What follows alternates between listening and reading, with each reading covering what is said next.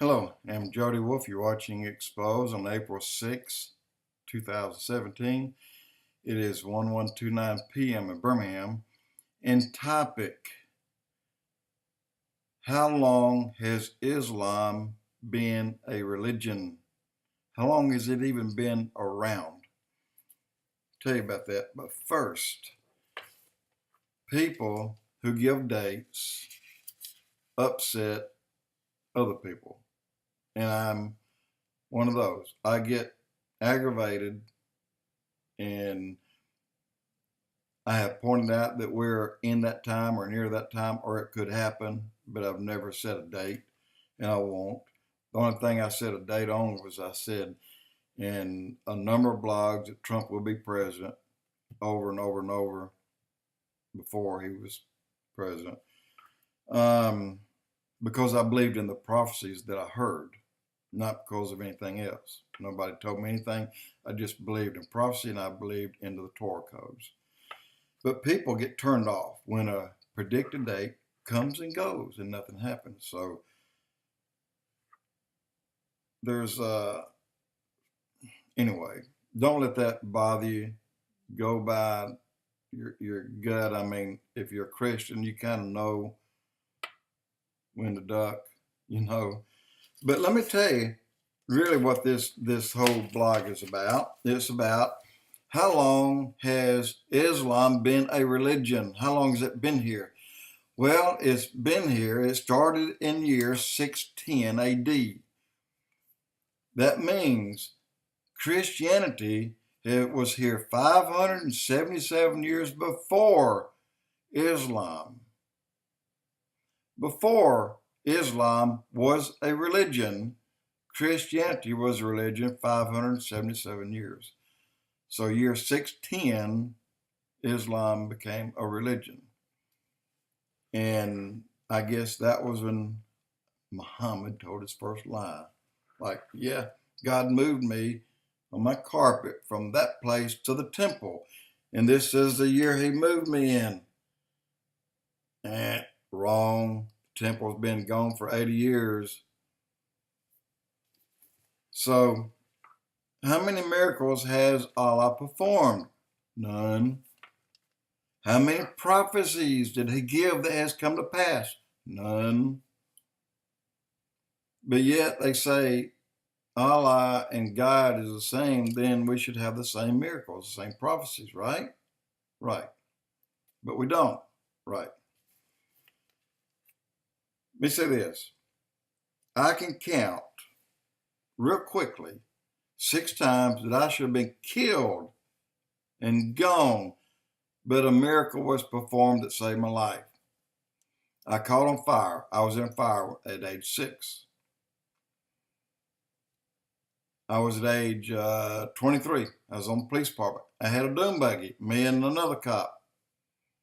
He stranded on the side of a hill. I backed up, hooked a long yellow strap with 2 hooks to his narrow 1/8 inch, not even 1/8 inch, 1/16 of an inch. It's his little thing where his windshield plastic neoprene should mount, but he didn't have it. So I hooked the cable, or he hooked it on that, and I went to yank him up a hill, and it broke that weld, and that thing slingshot back at me so hard it caught the roll bar exactly dead behind my head, 8 inches from my skull, and it embedded that hook in 1 3/4 or 2 1/4 roll cage, steel cage. It embedded into that thing. It would have gone through my head all the way out. Another time, pulling a tractor up a very slight incline in my Ford Explorer in 1994. Backing the tractor off of the trailer, the weight lifted the rear wheels of the Explorer. Although I had the brakes on, emergency brake down, with the rear wheels off the ground, nothing's holding.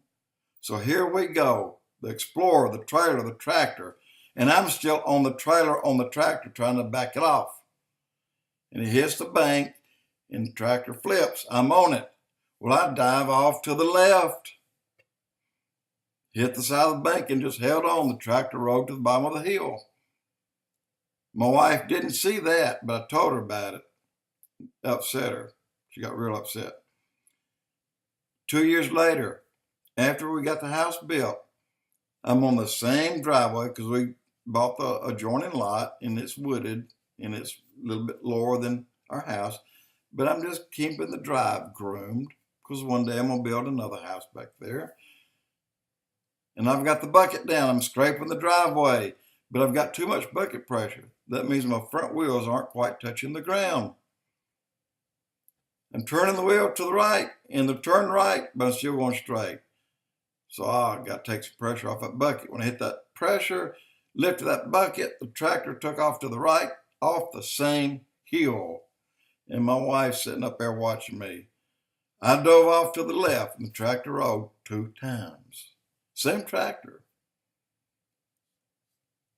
She made me promise never do that again. Well, I have never done that again. But I've done other stupid things. My life has been saved multiple times, and I won't get into it on the police department. It was saved at least, at a bare minimum, 2 to 3 times. 2 times I should have been shot. 1 time I should have been in a horrible collision where somebody was running at midnight without headlights, and we're running like a bat out of hell to catch them, and all of a sudden they stop, and we come over rising dead in the middle of the road. We locked up, and whatever it was, that car moved forward about 40 feet. Otherwise, we would have had a massive collision. The old man didn't drive. He didn't even know he had his lights off. He was just looking. Anyway, how many miracles have you had? I've had a lot. How many prophecies have been fulfilled? Well, the Bible says, if you want to count, there's roughly 2,000. So far, 1,500 have been fulfilled. But take 100 and take 16 of that 100. And to fulfill 16 prophecies out of that 100, just 16, the odds, calculate them. It's a 1 with 45 zeros.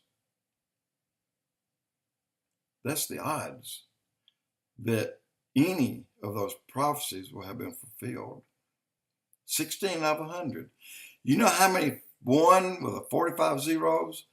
Take our galaxy and fill it, and I'm talking about outside of Pluto, and taking in the sun, fill our galaxy with silver dollars.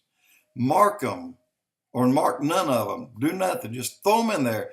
Mark 1 with a red X. Just 1. 1 silver dollar in that big giant ball of silver dollars. Hundreds of trillions of them. And then send a blind man in to pick it out. 1 shot. 1 pick. That's all he gets. That's the odds of those 16 prophecies being fulfilled out of 100. But yet, 1,500 prophecies out of 2,000 has been fulfilled. The odds aren't, you can't number them. You can't. They're too great. You don't have enough space to write the zeros. You could write 1 billion circles around this earth and zeros, and that's not enough. You could write 1 billion around the sun, that's not enough. So it's incalculable. Cannot calculate. Well, that's a better word for me. Anyway, how many prophecies have Allah fulfilled? 0. Let me count them up. I'm gonna make sure. I just want to be right. Yep. That's how many prophecies. Okay. Let's get into how many miracles has Allah performed. How many fingers has he grown back? How many heartbeats has he restarted? How many people has he saved from rolling tractors off hills?